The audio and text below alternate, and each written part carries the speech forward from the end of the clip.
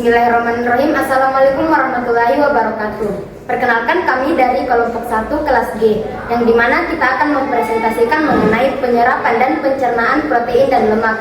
Baik, perkenalkan, nama saya Anissa Aulia dan di sana ada saya Muhammad Rizky Mujahid, saya Tika Sabila, saya Tri Wahyuni, saya Diska, saya Nur Sabira, saya Syafila Putri. Selamat menyaksikan. Bye-bye. Baik, bismillahirrahmanirrahim. Adapun pendahuluan dari materi kita kali ini, yang dimana proses pencernaan dan penyerapan zat gizi merupakan mekanisme penting agar tubuh mendapatkan energi dan bahan baku untuk fungsi seluler. Nah, sistem pencernaan ini bekerja dengan koordinasi antara saluran cerna, enzim, hormon, serta dukungan sistem saraf dan endokrin untuk memecah makanan menjadi komponen yang lebih sederhana. Protein dan lemak sebagai bagian dari makronutrien utama melalui tahap pencernaan yang kompleks, mulai dari lambung hingga usus halus. Nah, sebelum akhirnya diserap dan diedarkan ke seluruh tubuh. Keberhasilan proses ini sangat bergantung pada integritas saluran cerna, luas permukaan penyerapan di usus halus, serta keseimbangan sekresi enzim dan empedu. Nah, baik itu saja. Terima kasih. Bismillahirrahmanirrahim. Baik, materi pertama yang akan kami jelaskan yaitu pencernaan dan penyerapan protein di lambung, yang dimana proses pencernaan protein dimulai di lambung. Di sini asam klorida atau HCl berfungsi untuk mendenatur protein dengan merusak struktur tersier dan kuaterner, yang dimana sehingga protein menjadi lebih terbuka dan mudah diuraikan. HCl juga mengaktifkan enzim pepsinogen menjadi pepsin. Pepsin ini merupakan enzim protease yang mulai memotong ikatan peptida pada protein. Baik, itu saja materi dari saya. Selanjutnya akan dilanjut ke pemateri kedua. Selanjutnya itu pencernaan protein di usus halus. Di usus halus, khususnya di duodenum dan jejunum, pencernaan protein dilanjutkan. Kehadiran sel merangsang pelepasan hormon sekretin dan kolesistokinin yang menstimulasi pankreas mengeluarkan enzim pencernaan dalam bentuk tidak aktif atau zimogen seperti tripsinogen, kimotripsinogen, prokarboksipidase, dan proelastase. Nah, di enteropsidase yang terdapat di Bruce border khusus mengubah tripsinogen menjadi tripsin, dan enzim ini kemudian mengaktifkan zimogen lainnya.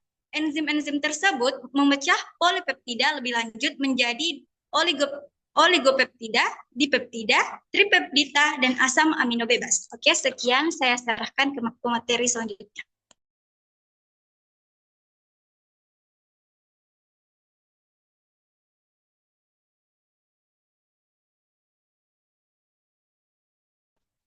Nah, selanjutnya ada proses absorpsi. Yang pertama itu ada hasil akhir dari asam amino bebas, dipeptida, dan tripeptida. Selanjutnya ada diangkut melalui membran enterosit dengan transporter spesifik, yaitu aktif dan difusi terfasilitasi. Kemudian dipeptida atau tripeptida sebagian dipecah lagi di dalam enterosit, lalu asam amino dilepaskan ke darah portal. Produk akhir dari pencernaan protein adalah asam amino bebas, dipeptida, dan tripeptida. Nah, senyawa-senyawa ini diserap melalui membran enterosit dengan bantuan transporter spesifik, baik dengan mekanisme transport aktif maupun difusi terfasilitasi.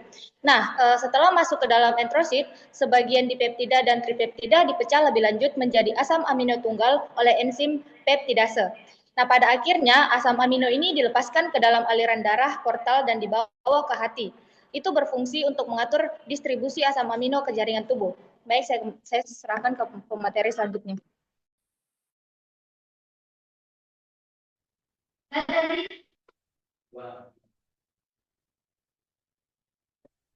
Baik, saya akan melanjutkan materi tentang pencernaan dan penyerapan lemak, mulut, dan lambung.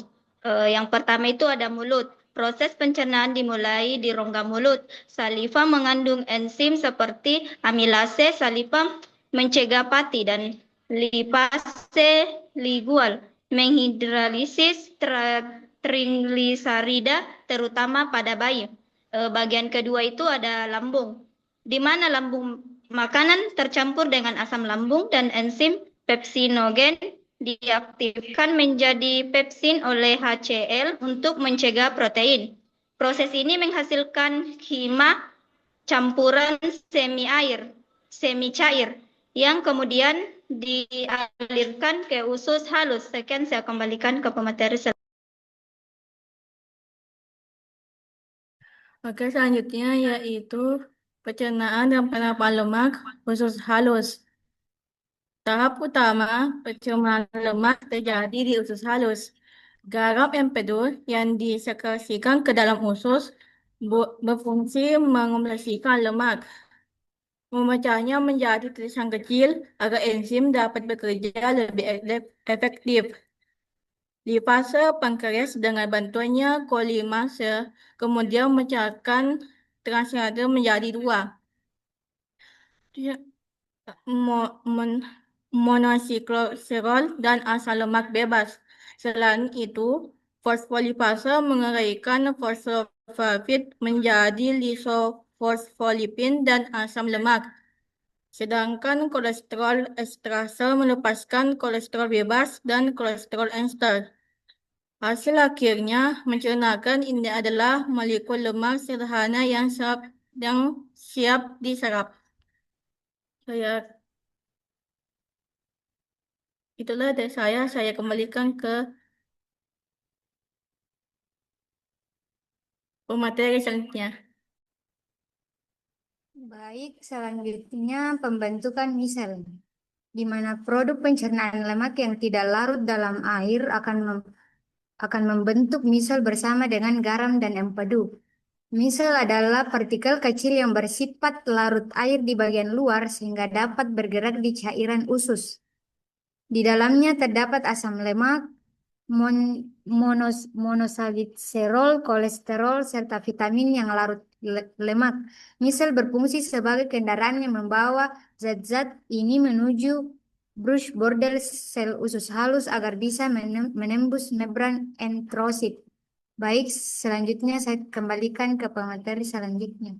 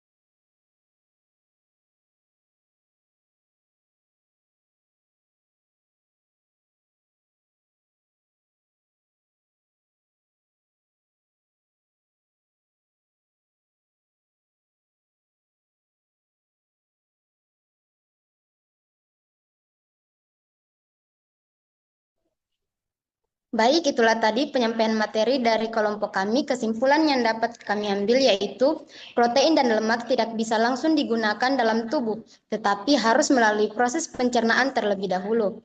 Nah, protein juga dipecah menjadi asam amino dan diserap melalui usus menuju hati. Sedangkan lemak diuraikan menjadi asam lemak dan monosaccharida. Lalu diserap dalam bentuk misel dan dikemas menjadi kilomikron. Nah, proses ini memastikan bahwasanya zat gizi dapat dimanfaatkan tubuh untuk energi, pertumbuhan, dan perbaikan jaringan. Itulah saja presentasi dari kelompok kami, kelompok 1G. Sekian, kurang lebihnya mohon dimaafkan. Wabillahi taufiq wal hidayah. Wassalamualaikum warahmatullahi wabarakatuh.